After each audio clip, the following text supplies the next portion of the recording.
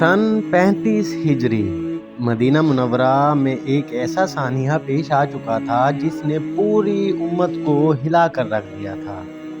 اسلام کے تیسرے خلیفہ عثمان بن عفان رضی اللہ عنہ شہید ہو چکے تھے۔ مدینہ کی فضا غمگین تھی، مسلمان پریشان تھے اور سب سے بڑا سوال یہ تھا کہ اب امت کی قیادت کون کرے گا۔ صحابہ کی نظریں ایک ایسی شخصیت پر جا کر رک گئی۔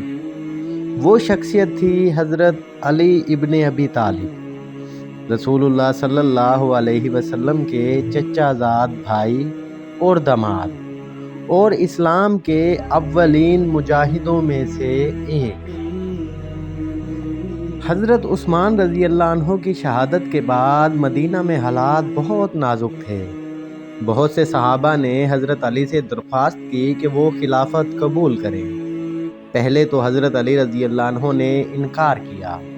وہ اس وقت کے حالات کی سنگینی کو سمجھتے تھے، لیکن جب مسلمانوں نے اصرار کیا تو انہوں نے خلافت قبول کر لی۔ یوں وہ اسلام کے چوتھے خلیفہ بن گئے۔ حضرت علی رضی اللہ عنہ کی خلافت کا آغاز ہی بہت مشکل حالات میں ہوا۔ امت میں اختلافات پیدا ہو چکے تھے۔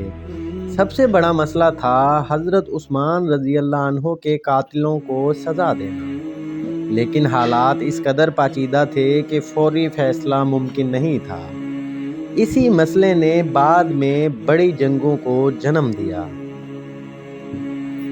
پہلا واقعہ پیش آیا جنگ جمل کی صورت میں، جو بہت بڑا واقعہ تھا۔ یہ جنگ بصرہ کے قریب ہوئی۔ اس میں ایک طرف حضرت علی رضی اللہ عنہ کی فوج تھی اور دوسری طرف بعض صحابہ، جن میں شامل تھے عشائیہ رضی اللہ عنہ۔ یہ جنگ دراصل سیاسی اختلافات کی وجہ سے ہوئی، لیکن حضرت علی رضی اللہ عنہ نے ہمیشہ کوشش کی کہ مسلمانوں کے درمیان صلح ہو جائے۔ آخر کار جنگ ختم ہوئی اور حالات کچھ بہتر ہوئے۔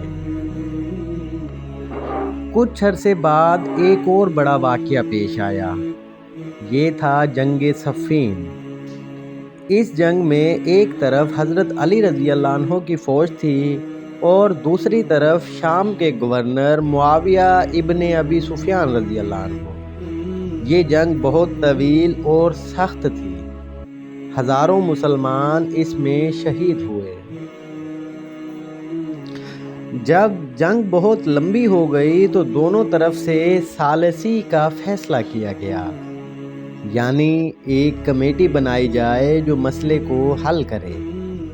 لیکن اس فیصلے نے امت کے اندر مزید اختلافات پیدا کر دیے۔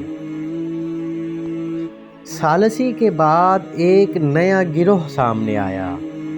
یہ لوگ کہلاتے تھے خوارج۔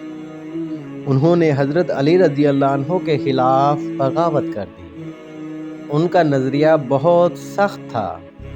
حضرت علی رضی اللہ عنہ نے پہلے انہیں سمجھانے کی کوشش کی، لیکن جب انہوں نے فساد شروع کیا تو جنگ ناگزیر ہو گئی۔ حضرت علی رضی اللہ عنہ نے خوارج کے خلاف جنگ لڑی۔ یہ جنگ تاریخ میں نہروان کے جنگ کے نام سے مشہور ہے۔ اس جنگ میں خوارج کو شکست ہوئی، لیکن ان کا فتنہ مکمل طور پر ختم نہ ہو سکا۔ حضرت علی رضی اللہ عنہ نہایت بہادر اور علم والے انسان تھے۔ رسول اکرم صلی اللہ علیہ وسلم نے انہیں علم اور حکمت کا خزانہ قرار دیا تھا۔ وہ انصاف پسند، بہادر اور زاہد انسان تھے۔ ان کی زندگی سادگی اور تقویٰ کی مثال تھی۔ سن 40 ہجری میں ایک افسوسناک واقعہ پیش آیا۔ ایک خارجی شخص نے فجر کی نماز کے وقت حضرت علی رضی اللہ عنہ پر حملہ کر دیا۔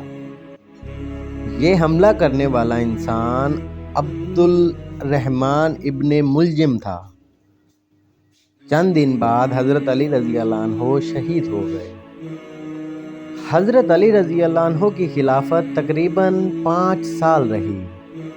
یہ دور اسلامی تاریخ کے سب سے مشکل ادوار میں سے ایک تھا۔ لیکن حضرت علی نے ہر حال میں انصاف، علم اور صبر کا راستہ اختیار کیا۔ ان کی زندگی ہمیں یہ سکھاتی ہے کہ مشکل ترین حالات میں بھی حق اور انصاف کو نہیں چھوڑنا چاہیے۔